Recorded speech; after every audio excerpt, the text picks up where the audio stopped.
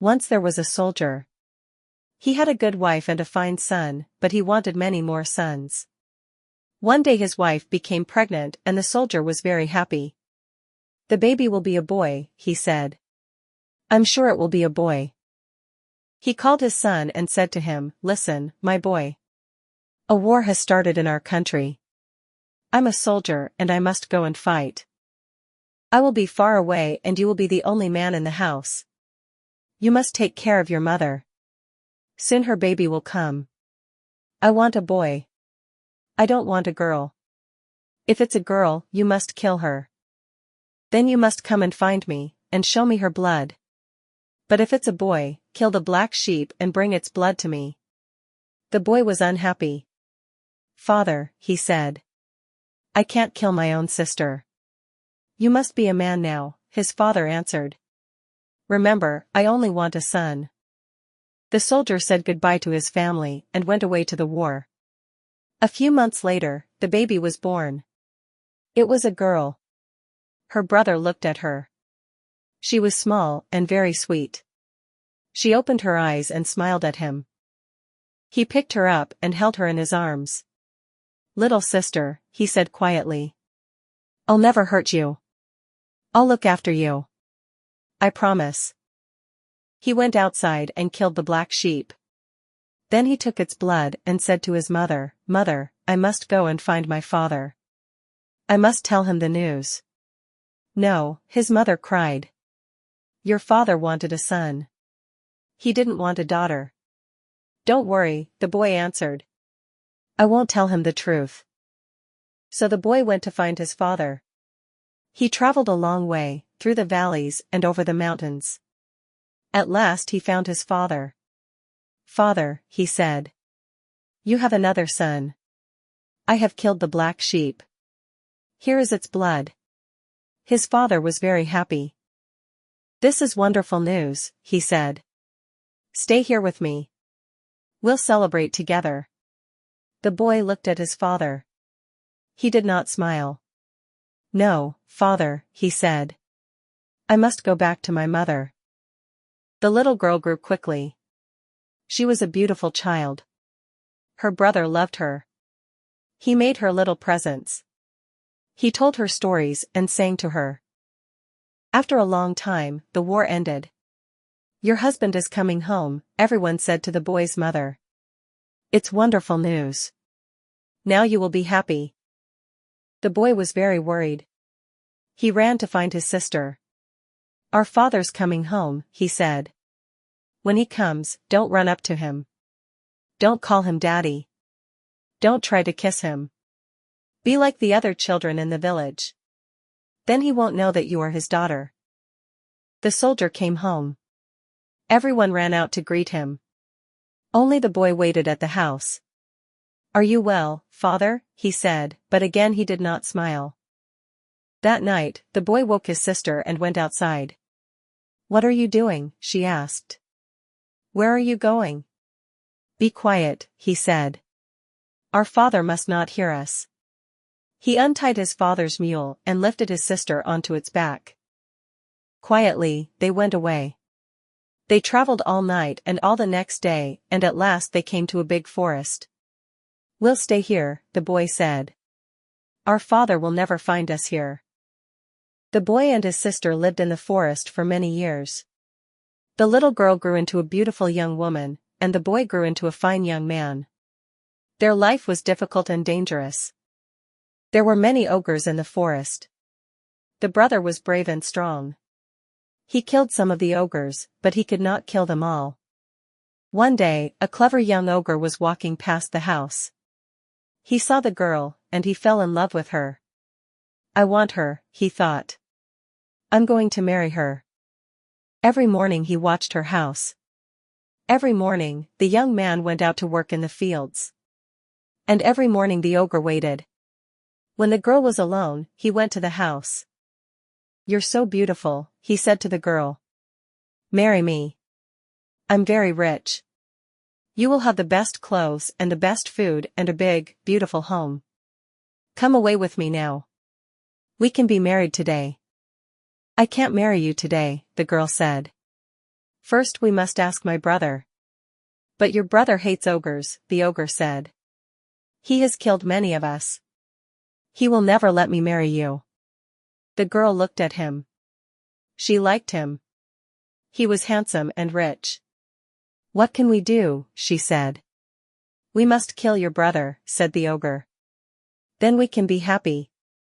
I can't kill my own brother, said the girl. I love you, but I can't kill my brother. The ogre was angry. Who do you love most? He said. Me, or your brother? I don't know, said the girl. Every day, the ogre came, and every day he asked the same question. Who do you love most? Me, or your brother? One day, the ogre said, I can't wait any longer. Marry me, or I'll go away. I'll never see you again. All right, said the girl. I'll marry you. The ogre was very pleased. Now we will be happy, he said. But how can we persuade my brother? Asked the girl. You must lie down on your bed, said the ogre. Tell your brother that you're sick. Tell him that only my food can make you better. He'll come and look for me. I'll meet him, and give him some of my food for you. And after that what will we do? Asked the girl. You'll see, the ogre said. So the girl lay down on her bed. Soon her brother came home. Sister, what's the matter? He said. Are you sick? Yes, the girl said. I'm very, very sick. Only one thing can make the better. What's that? Asked her brother. Tell me, and I'll get it for you. I need food from the young ogre, said the girl. Get some for me quickly, or I'll die. So the brother ran out to look for the young ogre. He ran fast. On the road, he met an old ogre. Where are you going? Asked the old ogre. My sister is sick, said the young man. She wants the young ogre's food. Only that will make her better, she says. The old ogre shook his head. You're in terrible danger, he said. There is magic in the food of ogres. When your sister eats the food, she will change. Believe me, I know my people. And I know my sister, said the young man. She will never hurt me. You won't listen to me, said the old ogre. But I'll help you. The young ogre and your sister will try to kill you. Before they kill you, you must say to them, kill me if you like. But then put my body on the back of my mule. Put my rifle on the mule and send it out into the barley field. Then the old ogre went away, and the young man ran on.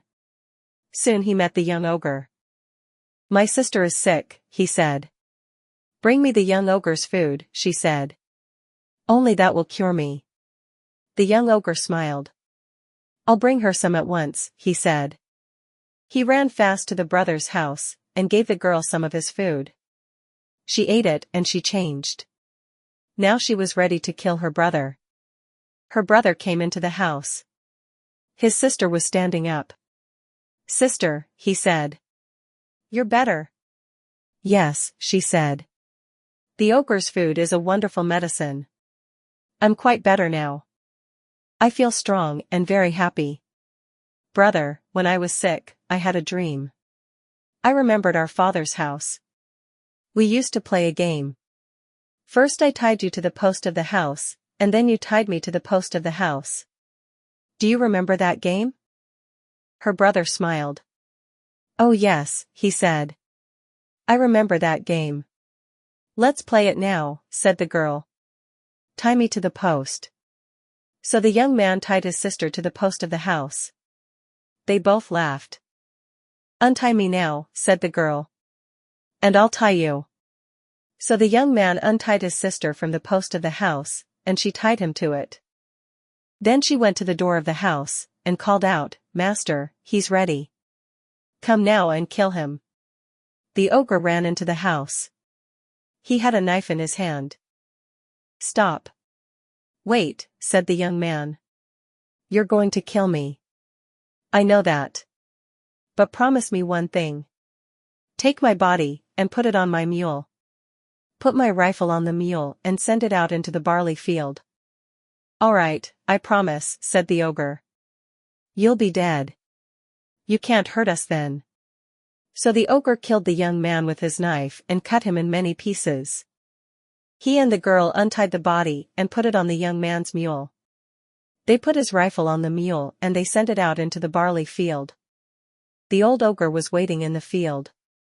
He took the mule to his house and lifted the young man's body off it. He breathed on the body. Life came back into it, and the young man stood up. The old ogre gave him his rifle and said, "You're alive again. I've saved your life." The young man thanked the ogre. He ran to his house. He killed the young ogre with his rifle, then he took his sister and put her on the mule. He drove the mule back to his parents' house. "Look at your daughter," he said to them. "I saved her life, but she killed me." This is a terrible story, everyone said. This story shows us one thing.